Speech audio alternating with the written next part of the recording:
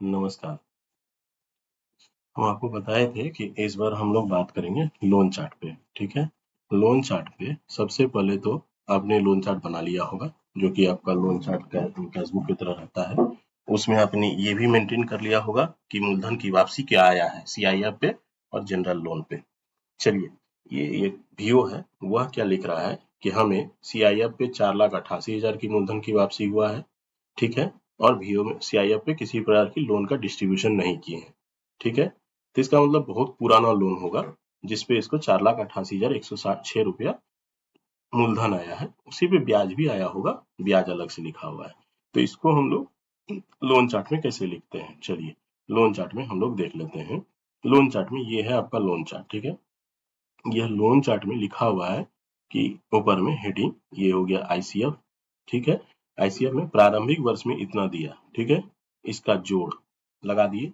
उसके बाद गत वर्ष में कुछ दिया नहीं, अगर दिया रहता तो यहाँ पे ये अमाउंट एंट्री होती और ये अमाउंट पेमेंट साइड में भी रिसीप्टमेंट में होता, यहाँ पे नहीं है। तो इसका मतलब ये सही है। लोन चार्ट में इसे कोई एंट्री नहीं है और होना भी नहीं चाहिए, क्योंकि पेमेंट साइड में यहाँ पे कोई एंट्री नहीं है। चलिए, अब गत वर्ष में इन्होंने 4,88,000 रुपया रिसीव किया, ठीक है, ये लोन चार्ट दिखा रही है।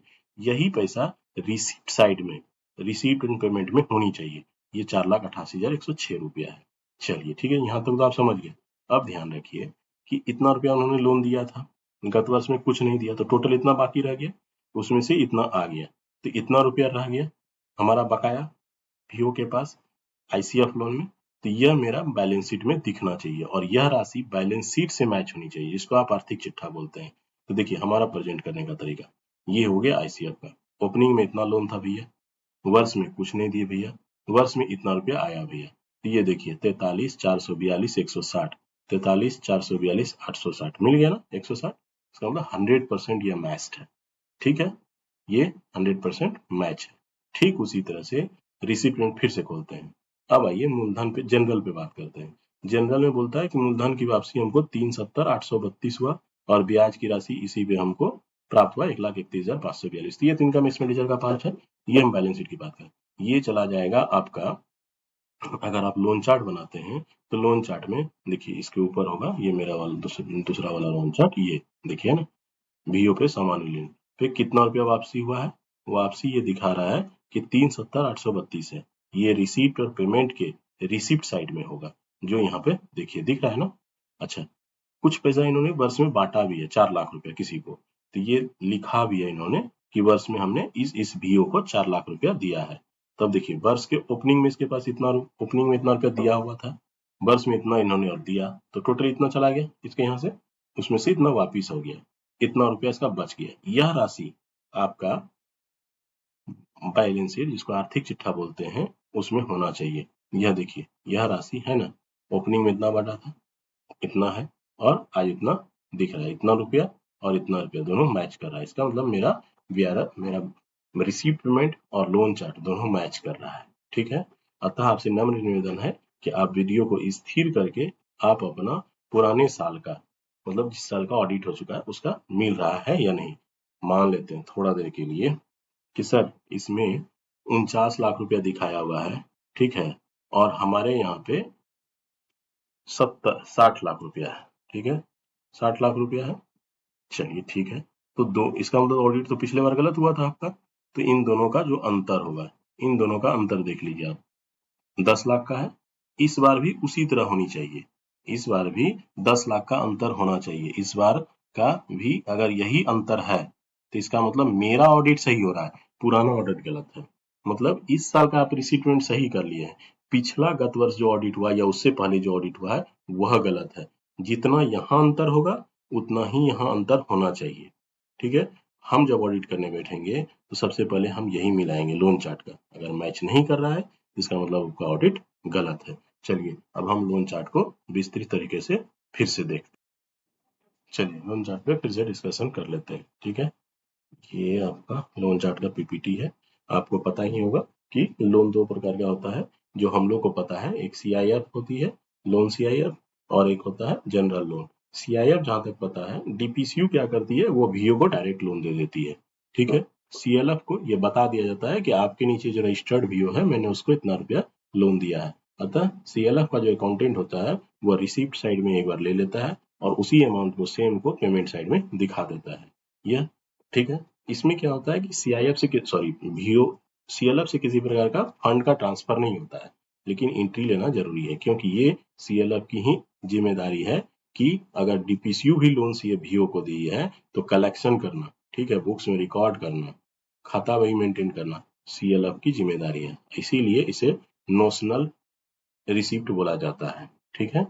अब आइए, कुछ कुछ होता है लोन जो CLF डायरेक्ट देती है, मतलब अपने बैंक अकाउंट से ट्रांसफर करती है, तो उसे हम लोग जनरल लोन बोलते हैं। ठीक है, जनरल लोन बोलते हैं। एक्चुअली ये कैश में ट्रांसफर होता है। ठीक है।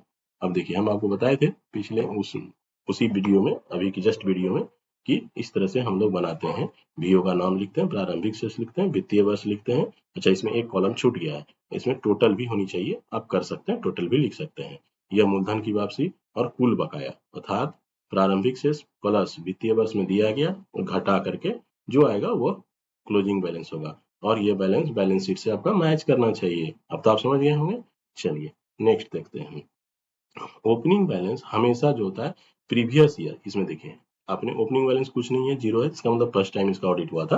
ठीक है, इसीलिए जीरो रखा हुआ है। अगर ओपनिंग बैलेंस इस बार अगर यही आदमी मेंटेन करेगा, मान लीजिए इसी का अगर हमको बनाना होगा या यह बनाएगा, ठीक है, अर्चना जीवी का अपना प्रारंभिक शेष लिखेगा, ठीक है, अगले वर्ष के लिए 25-26 के लिए, तो वो इसका ओपनिंग सॉरी ये वाला क्लोजिंग जो है इसको डायरेक्ट यहाँ पे लिख देगा। ठीक है। ठीक उसी तरह आप लोग भी कर लेंगे। आप लोग अपना बैंक के सॉरी पिछला साल का आर्थिक चिट्ठा निकालिएगा, उसमें जो है ये एनेक्जर होगा लोन का, ये वाला इधर ट्रांसफर कर दीजिएगा। उसके बाद जो आप एक्टिविटी किए हैं, दिए हैं, लिए हैं, रिसीप्ट और पेमेंट से मैच कराते हुए इस दोनों कॉलम में लिख देंगे, और जो बैलेंस निकलेगा ये हमारा बैलेंस शीट से मैच कर जाएगा। ठीक है। चलिए अब आते हैं सबसे बड़ी चीज, एक चीज और समझा देते हैं आपको, कि कभी कभी आप अकाउंटेंट क्या करते हैं कि रिकवरी का मतलब हम जानते हैं, आप जानते हैं, प्रिंसिपल होता है, इंटरेस्ट अलग होता है, क्योंकि रिसिप्टेंट में इंटरेस्ट अलग दिखाया जाता है। लेकिन कुछ कुछ लोग, वो जो आपका लोन चार्ट है, ये लोन चार्ट है, मूलधन की वापसी यहाँ लिखा हुआ है, लेकिन वो रिकवरी में मूलधन और ब्याज दोनों जोड़ के लिख देते हैं, जिसकी वजह से ये गलतियां हो जाती है। ये कभी ना करें। ठीक है, अगर है तो उसको ठीक कर लें। हाँ? और क्लोजिंग बैलेंस जो है हमेशा और हमेशा जो होता है क्लोजिंग बैलेंस, ठीक है, सेंसिटिव पार्ट होता है। क्लोजिंग बैलेंस सही से निकालें, कैलकुलेशन सही करें। और तीसरी बात, सबसे महत्वपूर्ण बात, जब किसी के पास मेरा पैसा बाकी है और हम उसको पूछें कि आपके यहाँ मेरा 1 लाख रुपया बाकी है, अगर वह बोल दे हाँ, तभी वो पैसा बाकी है, नहीं तब अगर बोल दे नहीं, तो फिर तो ये लिटिगेशन का मैटर हो जाता है। जब ये क्लोजिंग बैलेंस निकल जाए, ठीक है, तो हम आपसे रिक्वेस्ट करेंगे जिस जिस VO के पास जितना पैसा है बाकी, ठीक है, लोन चार्ट के हिसाब से उसको पूछा जाए। ठीक है, मेल से, पत्राचार से, व्हाट्सएप पे, ठीक है, या उसका एक कंफर्मेशन लिया जाए कि भैया आपके यहाँ बाकी है इतना रुपया, आप कंफर्म करते हैं। अगर वो बोलेगा हाँ तो ठीक है, अगर नहीं तो आप उसको ठीक कीजिए एक्चुअल में कितना बाकी है, और इसी को हम लोग थर्ड पार्टी कंफर्मेशन भी बोलते हैं। ठीक है। हाँ, आप फिर से बोल देते हैं कि आप जब लोन चार्ट बनाएं तो ओपनिंग बैलेंस को पिछले साल के बैलेंस शीट से जरूर मैच कराएं। पिछले साल का जो क्लोजिंग बैलेंस होगा इस साल का ओपनिंग बैलेंस होगा। रिकवरी में इंटरेस्ट ना डालें, रिकवरी में सिर्फ मूलधन डालें। ठीक है, रिसीट और पेमेंट से, ठीक है, रिकवरी को और भुगतान को दोनों को जरूर मिलाएं। ठीक है, क्लोजिंग बैलेंस में डिफरेंस नहीं होनी चाहिए। थैंक यू, धन्यवाद।